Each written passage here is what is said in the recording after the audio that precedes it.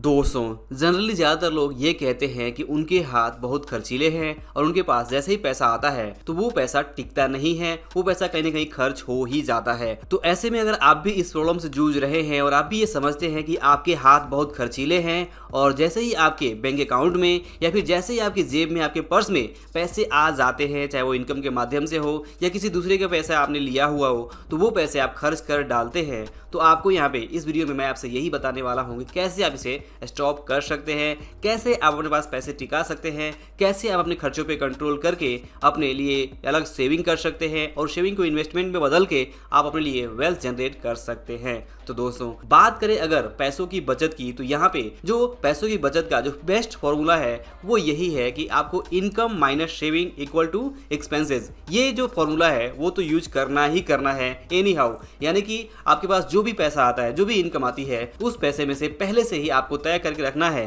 कि आप यहाँ पे 5%, 10%, 15%, 20%, 25%, 30% जो भी आपने अमाउंट डिसाइड किया हुआ है इन टर्म्स ऑफ परसेंटेज, तो आप उस परसेंटेज अमाउंट को अलग रख देंगे और बाकी जो पैसा बच जा रहा है उस पैसे को ही आप खर्च करेंगे। फॉर एग्जाम्पल मान लीजिए कि आपके अकाउंट में यहाँ पे 10,000 रुपए क्रेडिट हुए और आपने सोचा है यहाँ पे कि आप यहाँ पे 20% सेविंग बचत करने वाले हैं, तो 10,000 का 20% होता है 2,000 रुपए। तो आपको इमीडिएटली उस 2,000 रुपए को उस अकाउंट से किसी दूसरे अकाउंट में ट्रांसफर कर देना है। और इस तरीके को यानी कि income minus saving equal to expenses, इस फॉर्मूले को यूज करके आप यहाँ पे बचत तो कर ही सकते हैं। लेकिन साथ ही साथ आपको दूसरी बात ये ध्यान में रखनी है कि हमारी आंखों के सामने जो पैसा दिखता है उस पैसे को हम खर्च कर डालते हैं। तो यहाँ पे आपकी आंखों के सामने पैसा ना आए, यानी कि आपके अकाउंट में 10,000 आए तो इमीडिएटली वो कट होकर कहीं और चला जाए, ये चीज ऑटोमेटिक हो जाए, तो शायद आप अपने पैसे को ज्यादा खर्च करने से अपने आप को रोक सकते हैं। क्योंकि आपके सामने जब पैसा आएगा ही नहीं,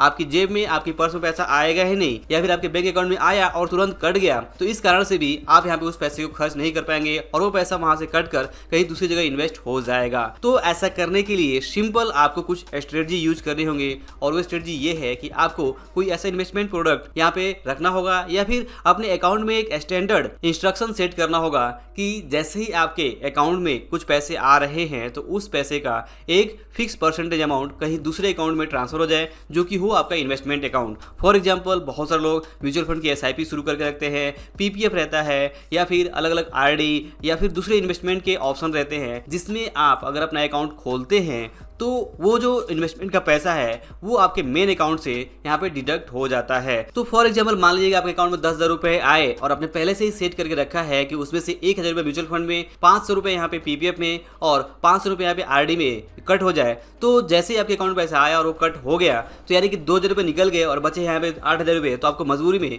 उस 8,000 रुपए को ही खर्च करने पड़ेंगे और इस तरह से आपके 2,000 रुपए आराम से बच जाएंगे और आपको यहाँ पे ये प्रॉब्लम नहीं होगी कि आपने वो सारे 10,000 रुपए खर्च कर डाले। क्योंकि अगर आपके अकाउंट में वो पैसे ज्यादा देर तक टिकते, यानी कि 10,000 रुपए आप अपने अकाउंट में रखते और उसे आप इन्वेस्ट ऑटोमेटिकली नहीं करते, तो आप शायद हो सकता है कि पूरे के पूरे वो 10,000 रुपए खर्च कर डालते। और अगर आपने आज तक आपके बैंक अकाउंट में कोई सेविंग नहीं है, आपने कोई इन्वेस्टमेंट नहीं किया है, तो इसी कारण से नहीं किया है क्योंकि आपने हमेशा यही सोचा है कि जब आपके पास पैसे लास्ट में बच जाएंगे, जब आप बचा लेंगे तो आप उसे इन्वेस्ट करेंगे, जबकि ऐसा हो नहीं पाता है। फॉर एग्जांपल आपके अकाउंट में 10,000 रुपए आए किसी भी तरह से इनकम से, चाहे जॉब से मिलने वाली सैलरी हो या किसी भी दूसरे तरीके से कोई इनकम आया 10,000 रुपए का, तो आपने ये सोचा कि अब जब ये आपके जो खर्चे हैं महीने के वो पूरे हो जाएंगे तो आप वहाँ पे जो एक्स्ट्रा पैसे बचेंगे उसे आप सेव कर लेंगे। बट जैसे जैसे दिन बीतता है तो आप ये देखते हैं कि आपके पास पैसे कम हैं और उस पैसे को आप अंत में खर्च कर ही डालते हैं और ये सोचते हैं कि अब अगले महीने से ये चीज शुरू करेंगे, जो कि कभी नहीं हो पाता है। महीने करके साल गुजर जाते हैं, साल गुजर के कई साल गुजर जाते हैं और आप यहाँ पे प्रॉपर सेविंग इन्वेस्टमेंट नहीं कर पाते हैं।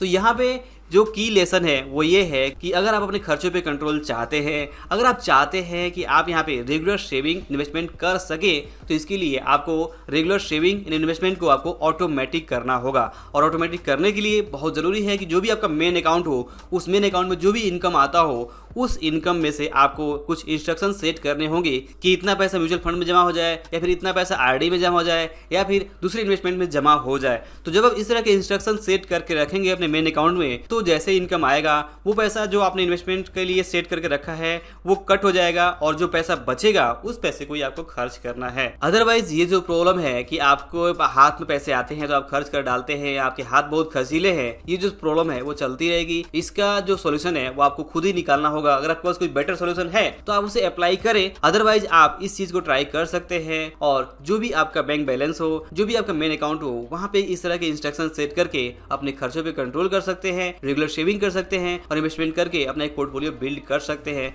जो कि आपको वेल्थ क्रिएट करने में काफी हेल्प कर सकता है। तो अगर आपको ये वीडियो और लेसन पसंद आया हो तो इसे लाइक और शेयर जरूर करें। अंत में इस वीडियो को देखने के लिए, हमारे साथ जुड़ने के लिए आपका दिल से बहुत बहुत धन्यवाद।